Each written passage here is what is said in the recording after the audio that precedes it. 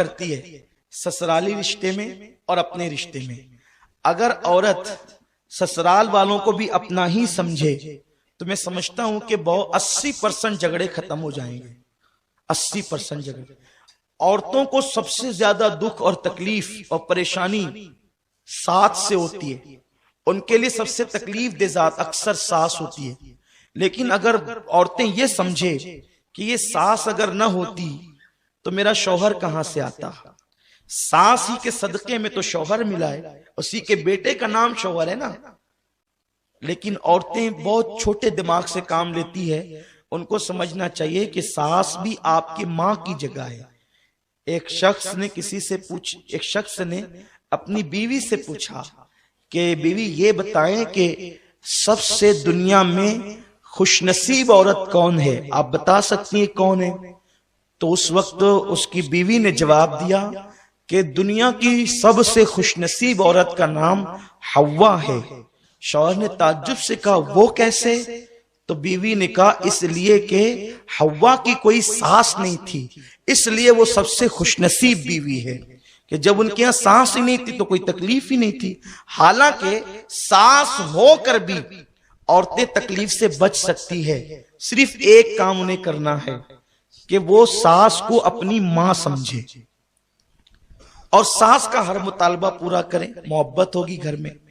کسی کو کوئی اگر نفرت دیتا ہے نا, نفرت کے جواب میں اگر ہم محبت دیں تو محبت ہی محبت ہوگی. بابا فرید الدین گنج شکر فرماتے ہیں کانٹے کے مقابلے میں کانٹے مت بچھاؤ ورنہ پوری دنیا کانٹوں سے بھر جائے گی.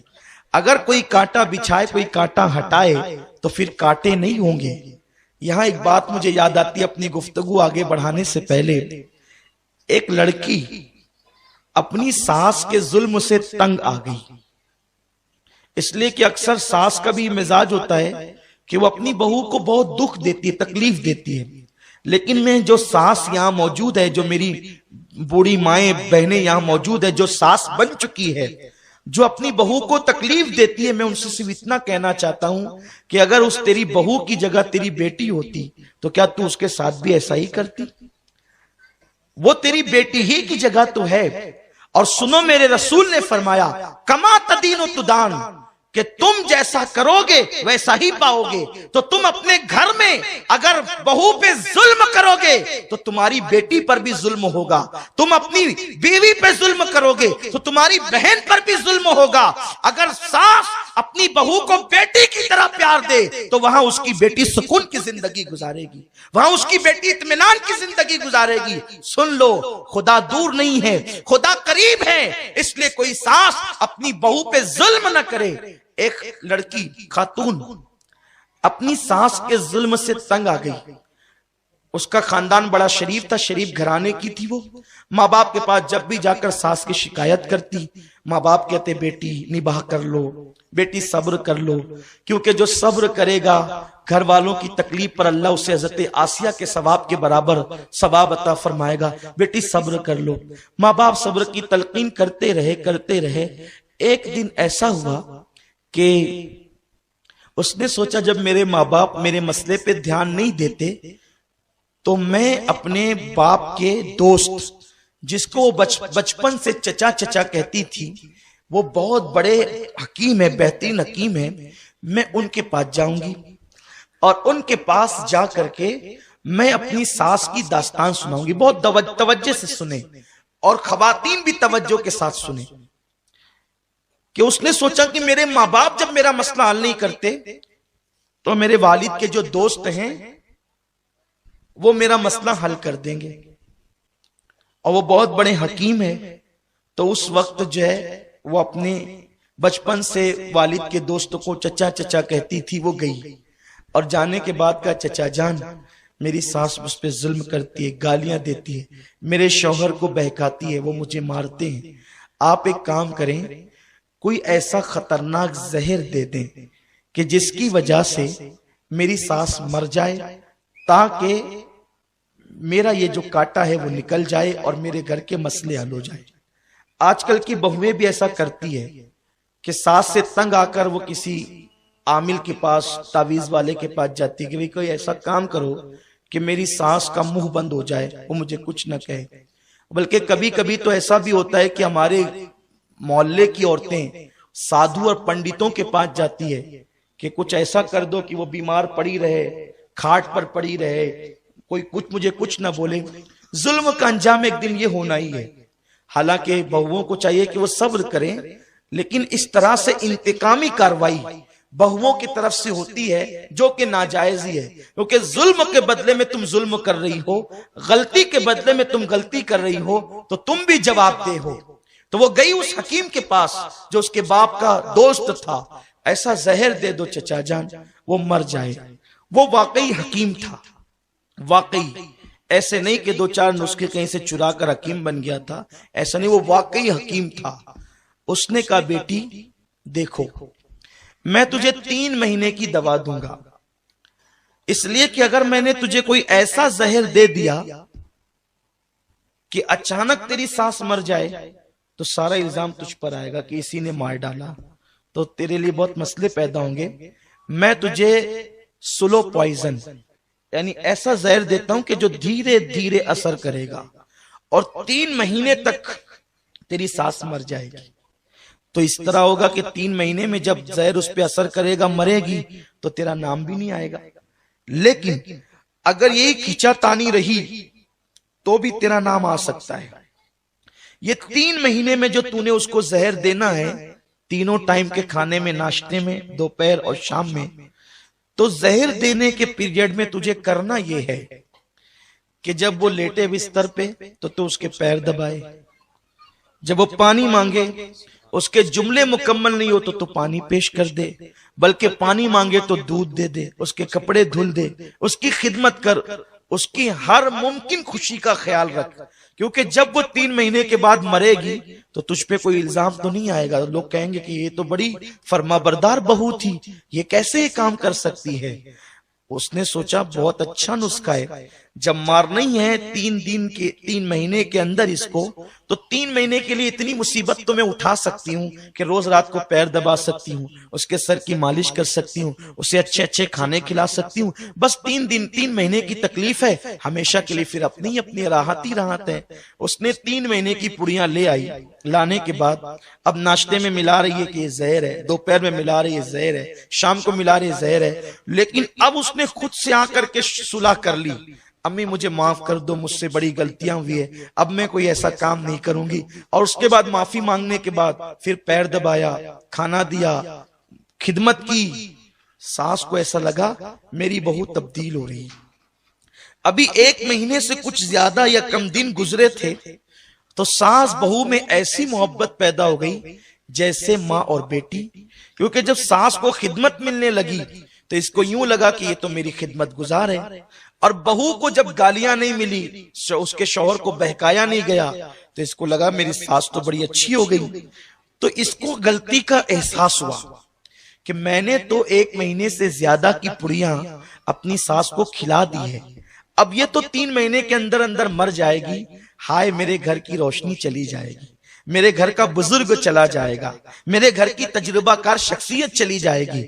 تو وہ روتے دھوتے اس حکیم کے پاس پہنچی, چچا جان احسان کریں کہ وہ میری ساس کو میں نے 1 مہینے سے زیادہ زہر کی پڑیاں تو کھلا دی ہے, اب وہ مرنے والی ہے, چند دنوں میں وہ مر جائے گی. میری ساس بڑی اچھی ہے, وہ مجھے بڑا پیار دیتی ہے, بڑی محبت دیتی ہے. وہ جھگڑے سب محبتوں میں تقسیم ہو چکے, تبدیل ہو چکے ہیں. چچا جان اب کسی طرح میری ساس کو بچا لیجئے, جتنا زہر میں نے کھلایا ہے اب آگے کی پڑیاں میں پھینک دینا چاہتی ہوں اور اس زہر کا علاج کرانا چاہتی ہوں, خدا را میری ساس کو بچا لو. اس حکیم نے مسکرا کر کہا بیٹی میں نے اسے زہر نہیں دیا تھا, بلکہ تیری تسلی کے لیے کچھ جڑی بوٹیوں کا پاؤڈر دیا تھا. میں جانتا تھا کہ جب تو اسے پیار دے گی تو وہ تجھے پیار دے گی اور تیرے جھگڑے محبتوں میں تبدیل ہو جائیں گے. تو اے میرے آقا علیہ السلام کی کنیزوں, کسی عامل کا تعویذ اتنا کام نہیں کرے گا تمہارے گھر کے جھگڑوں کے خاتموں کے لیے جتنا یہ نسخہ کام کرے گا. تمہاری ساس گالی دیتی ہے تو مسکرا کر کے جب وہ لیٹے تو اس کے پیر دبا دو, اس کے کپڑے دھلنے میں تم جلدی کرو, اس کے کام کرنے میں تم جلدی کرو, اس کی دعائیں لو. پھر کیا ہوگا, پھر محبتوں کا ماحول ہوگا. یاد رکھیں ہم محبتوں کے ماحول کے لیے اپنا حق مانگنے چلے ہیں. اپنا حق چھوڑ دو سب پر، اپنا حق مت مانگو. لوگ اپنی حقوق کی تلفی کرتے ہیں، اپنی حق تلفی لوگوں کو کرنے دو. ہم پر کیا حق بنتا ہے؟ حق ادا کرتے رہو. جب تم لوگوں کا حق ادا کرتے رہو گے تو انشاءاللہ تبارک و تعالی ایک دن وہ آئے گا کہ لوگ تمہارے حق ادا کریں گے، تم سے محبت کریں گے. تو عرض یہ کر رہا تھا حضور کے دور میں ایسا تھا کہ صحابہ کے گھر میں کئی کئی دن تک چولہے نہیں جلتے تھے، لیکن عورتیں کبھی بھی شکایت نہیں کرتی. ایک مرتبہ سرکار کے یہاں مہمان آئے تو آقا نے فرمایا اے ابو طلحہ میرا مہمان تم اپنے گھر لے جاؤ. توجہ فرمائیں، گفتگو ختم کرنے والا. اے ابو طلحہ میرا مہمان تم اپنے گھر لے جاؤ. حضرت ابو طلحہ نے اس مہمان کو لیا، گھر چلے. مغرب کے بعد کا وقت ہے اور ابو طلحہ گھر جا رہے ہیں، لیکن دل و دماغ میں سوچتے ہیں کئی دن سے گھر میں تو کچھ پکا نہیں ہے، اسے کھلاؤں گا کیا. صحابہ کی یہ غربت تھی، یہ پریشانی بظاہر تھی. گھر گئے، بیوی سے کہا بتاؤ حضور نے مہمان بھیجا ہے، کیا کریں گے. انہوں نے کہا بچے بھوکے ہیں لیکن میں نے کہیں سے ان کے لیے کھانے کا انتظام کیا ہے. ایک کام کرتے ہیں، یہ کھانا 2 بچوں کا حضور کے مہمان کو کھلا دیتے ہیں. بچوں کا کیا ہوگا؟ کہ میں بچوں کو بیلا پھسلا کر سلا دوں گی اور تم مہمان کو کھانا کھلا دینا. کہ مہمان اکیلے تو نہیں کھائے گا، اس کے ساتھ تو مجھے بیٹھنا ہی ہوگا. تو بیوی نے کہا ٹھیک ہے آپ اس کے ساتھ بیٹھ جانا، میں چراغ کی بتی بلند کرنے کے بہانے چراغ بجھا دوں گی، تم ہاتھ اٹھاتے رہنا، منہ چلاتے رہنا. مہمان سمجھے گا کہ تم بھی کھا رہے ہو، اس طرح وہ بھی کھا لے گا اور ہم اللہ کا شکر کر کے پانی پی کر کے سو جائیں گے. وہ صحابی نے ایسا ہی کیا. حضور کے مہمان کے ساتھ بچوں کو بہلا کر سلا دیا گیا، ہاتھ اٹھاتے رہے، منہ چلاتے رہے. چراغ کی بتی جو ہے وہ پہلے ہی بجھا دی گئی بڑی کرنے کے بہانے، اور یہ معاملہ سارا ہوتا رہا. وہ مہمان پیٹ بھر کے کھا کر کے گیا. رات کا ماحول تو کسی کو نہیں پتا تھا کہ کیسے گزری. صبح کو جب ابو طلحہ پہنچے تو میرے آقا نے فرمایا ابو طلحہ میرے مہمان کے لیے جو تو نے اور تیری بیوی نے قربانی دی ہے وہ اللہ نے دیکھی ہے، اور اس کے بدلے میرے اللہ نے تم دونوں کو جنت کی بشارت عطا فرما دی. غور فرمائیں، یہ ماحول میں صحابہ جیتے تھے، لیکن آج تھوڑی سی پریشانی اور تکلیف آئے تو واویلا ہوتا ہے. حتیٰ کہ اب حالات یہ ہو رہے ہیں کہ تھوڑی سی مشکل اور پریشانی کو لے کر عورتیں سود کی طرف جا رہی. بچوں کو کھانے کے لیے کم ہے، نئے کپڑے نہیں ہیں تو سود سے پیسے لیے جاتے ہیں. یاد رکھیں جو سود سے پیسے لیتا ہے وہ بھی ملعون ہے. آقا نے فرمایا جتنا گنہگار سود دینے والا ہے، لینے والا جتنا گنہگار ہے اتنا ہی سود دینے والا بھی گنہگار ہے. دونوں گناہ میں برابر کے شریک ہیں، دونوں پر لعنت ہے. اور اب تو مسلم محلوں میں ایسا بھی ہوتا ہے کہ کوئی عورت اپنے شوہر کے پیسے جمع کر کر کے رکھتی ہے تو پڑوس کی عورت قرض مانگنے آئے تو کہتی ہے کہ اگر 10 لے جا رہی تو 12 لا کر دینا، 100 لے جا رہی تو 110 لا کر کے دینا. یہ سود ہے. میں ان بہنوں سے کہنا چاہتا ہوں اپنے پیٹ میں جہنم کی آگ مت بھرو، کیونکہ میرے آقا صلی اللہ علیہ وسلم فرماتے ہیں قیامت کے دن سود خوروں کو، سود کھانے والوں کو یعنی بیاج کھانے والوں کو اس طریقے سے اٹھایا جائے گا کہ ان کے پیٹ مٹکوں کی طرح ہوں گے اور اس میں آگ بھری ہوگی اور اس میں بچھو ہوں گے اور وہ اٹھنے کی کوشش کریں گے لیکن اٹھ نہیں پائیں گے. لوگ کہیں گے یہ کون لوگ ہیں؟ تو فرشتے کہیں گے یہ سود خور لوگ ہیں جو لوگوں سے سود لیا کرتے تھے اور کھایا کرتے تھے. اور حال یہ ہوگا کہ ان کو استغفر اللہ، اللہ اکبر، ایک حدیث یاد آتی ہے سود خوروں کے لیے جہنمیوں کی شرمگاہ سے ایک پیپ کی نہر نکلے گی. جو لوگ سود کا پیسہ کھاتے ہیں نا، یعنی سود کا دھندا کرتے ہیں، اکثر غریب بستیوں میں یہ ہو رہا ہے کہ مجبوراً کچھ نہ کچھ تو لوگ لے کے ہی جاتے ہیں. لیکن یاد رکھو مسلمانوں، فاقہ کشی کرو، یہ سوچ کر کے کہ فاقہ کبھی کرنا یہ بھی میرے نبی کی سنت ہے. ایک وقت کا نہ کھانے سے کوئی مر نہیں جاتا، اور شادی کے موقع پر کوئی ضروری نہیں ہے کہ آپ 50 پہلی کا کھانا کرے، اللہ نے دیا ہے 100 پہلی کا بھی کرے، لیکن اگر نہیں ہے تو سود سے پیسے لے کر کے اپنے بچوں کی شادیاں نہ کرو۔ میرے رسول نے سب کچھ ہونے کے بعد اپنی بیٹی کی شادی اس لیے بڑی سادگی سے کی تھی تاکہ غریبوں کو ایک دستور مل جائے، غریبوں کو ایک قانون مل جائے۔ حضور نے کچھ نکاح بڑی سادگی سے بھی کیے تھے تاکہ غریبوں کو قانون ملے، اور ایک نکاح میں بکری کے گوشت کا ولیمہ بھی کیا تھا تاکہ امیروں کو بھی قانون مل جائے۔ جس کی جتنی حیثیت ہے وہ اپنی حیثیت کے مطابق خرچ کرے۔ لیکن آج تو برادری میں میری ناک نہیں کٹنی چاہیے، نادان برادری کے لوگ قبر میں نہیں آئیں گے، تیری قبر میں تجھے اکیلے جانا ہے۔ اللہ سے اپنا معاملہ درست رکھو۔ کسی کو کسی کی برادری نے نہ عزت دی ہے نہ دے سکتی ہے، عزت تو اللہ دیتا ہے، اس لیے اس کو راضی کرو۔ گناہ کر کے کوئی عزت حاصل نہیں کر سکتا۔ اسلام کوئی ایسی برادری کے قانون کو ماننے کے لیے تیار نہیں ہے جو اسلام سے ٹکراتا ہے۔ قانون کسی برادری کا نہیں چلے گا، قانون تو صرف اسلام کا چلے گا، اس لیے کہ ہماری برادری اسلام ہے اور ہمارا قانون قرآن ہے، ہم مسلمان ہیں۔ اسی لیے تو حضرت سلمان فارسی سے کسی نے پوچھا، سلمان تیری برادری کیا ہے؟ تو کہا میں اسلام کا بیٹا ہوں، میں مصطفی ہوں، میں اسلام کا بیٹا ہوں، میں مصطفی ہوں، میری برادری اسلام ہے اور میرا سرنیم مصطفیٰ جان رحمت ہے۔ یہ فکر ہمیں لے کر کے چلنا ہوگا۔